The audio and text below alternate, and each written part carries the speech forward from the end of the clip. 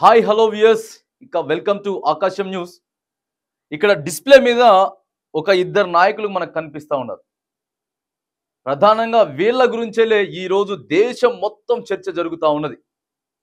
మనకి కనపడతా ఉన్నాడు ఇక జేడీయూ అధినేత నితీష్ కుమార్, తర్వాత నారా చంద్రబాబు నాయుడు తెలుగుదేశం పార్టీ అధినేత, ఆంధ్రప్రదేశ్ కాబోయేటటువంటి ఇక ముఖ్యమంత్రి నారా చంద్రబాబు నాయుడు, తర్వాత నితీష్ కుమార్ జేడీయూ పార్టీ నుంచి వెళ్ళి మరిగా బీహార్ సీఎంగా కొనసాగుతున్నటువంటి నితీష్ కుమార్. వీళ్ళ గురించి ఎందుకు మాట్లాడుకోవాల్సి వస్తూ ఉంది అంటే, ప్రాంతీయ పార్టీలు ఈ రెండు కూడా ప్రాంతీయ పార్టీలు.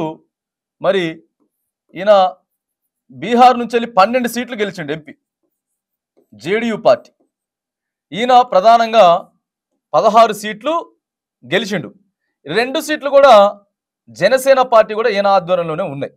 ఇది ఏపీ. వీళ్ళిద్దరి గురించి టోటల్ ఇండియా మాట్లాడుకుంటా ఉంది. ఎందుకు మాట్లాడుకుంటా ఉంది అంటే, మరి మేము 400 సీట్లు అని చెప్పి కేంద్ర ప్రభుత్వం మోదీ గారు ఎన్నో మాటలు చెప్పుకున్నాడు, అమిత్ షా ఎన్నో మాటలు చెప్పిండు.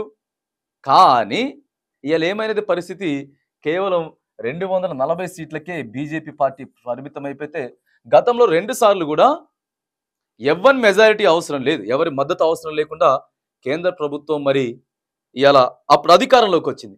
ఇవాళ వచ్చే పరిస్థితి లేదు. అటు ఇండియా కూటమికి లేదు, ఇటు ఎన్డీఏ కూటమికి లేదు. కానీ అవకాశాలు ఎక్కువ ఎన్డీఏ కూటమికే ఉన్నా కానీ ఇగో వీళ్ళిద్దరు కాళ్ళబేరానికి మరి ఇప్పుడు బీజేపీ ఎక్కువగా ప్లీజ్ బీజేపీ కాళ్ళబేరం నితీష్ చంద్రబాబు నాయుడిని బ్రతిమలాడేటటువంటి ప్రయత్నం చేస్తూ ఉన్నారు. ఇక కాళ్ళు పట్టుకోవడం ఒకటే తక్కువ, ఆల్మోస్ట్ కాళ్ళబేరానికి కూడా వచ్చారు. కానీ పైకి మేకపోతు గాంభీర్యం ప్రదర్శిస్తున్నా కానీ మోదీ అమిత్ షా మొహంలో క్లియర్గా కనపడతా ఉన్నది.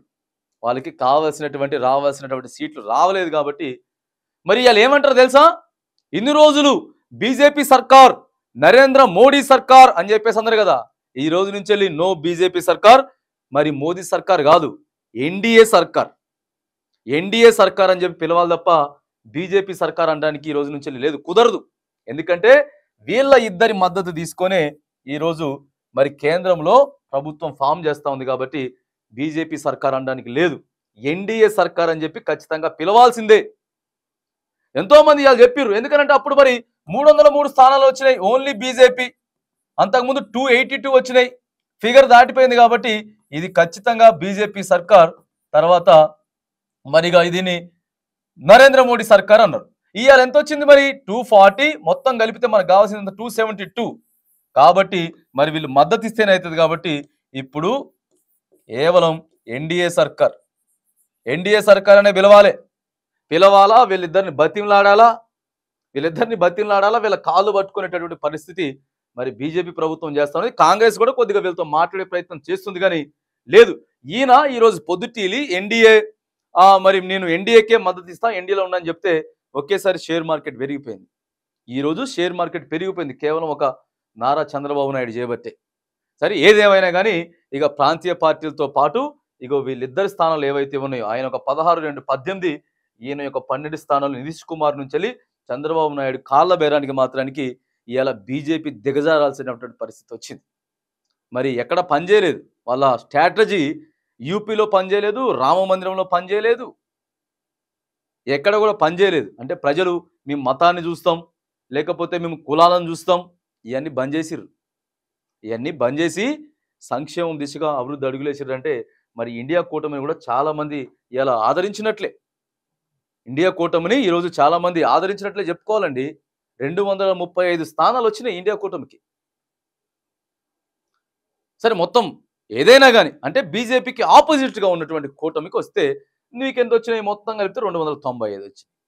ఎన్నో ఒక 60 సీట్లు తేడాకు వచ్చింది. అంటే ఎంత దగ్గర దాకా దరిదాపుల్లో వచ్చిందో చూడండి. ఇక ఏదేమైనా కానీ ఇప్పుడు కేంద్ర ప్రభుత్వంలో నరేంద్ర మోడీ ప్రధానమంత్రి కావాలంటే వీళ్ళిద్దరు మద్దతు ఉన్నది. వీళ్ళని ఢిల్లీకి పిలిపించుకొని కాళ్ళ బేరానికి వచ్చి మీకు ఏ పదవులు కావాలి, తర్వాత ఏ కాంట్రాక్టర్లు కావాలి, మీకు ఎలా అయితే బాగుంటుంది, మీరు ఏది అడిగితే అది మీ ఇష్టం అని చెప్పేటటువంటి ప్రయత్నం మరి ఇలా బీజేపీ సర్కార్కి వచ్చిందనంటే వీళ్ళిద్దరిని బ్రతిమలాడుకునేటటువంటి కాళ్ళ బేరానికి మరి నితీష్ని, తర్వాత చంద్రబాబు నాయుడిని ప్లీజ్ అనుకుంటా బతిమలాడుకునేటటువంటి పరిస్థితి నరేంద్ర మోడీకి, అమిత్ షాకి, ప్రధానంగా బీజేపీ పార్టీకి వచ్చిందనేటటువంటి సంకేతాలు మాత్రానికి ఇలా ఢిల్లీలో ఉన్నటువంటి పరిస్థితులు మనకి ఇక్కడ క్లియర్‌గా కనబడతా ఉన్నాయి.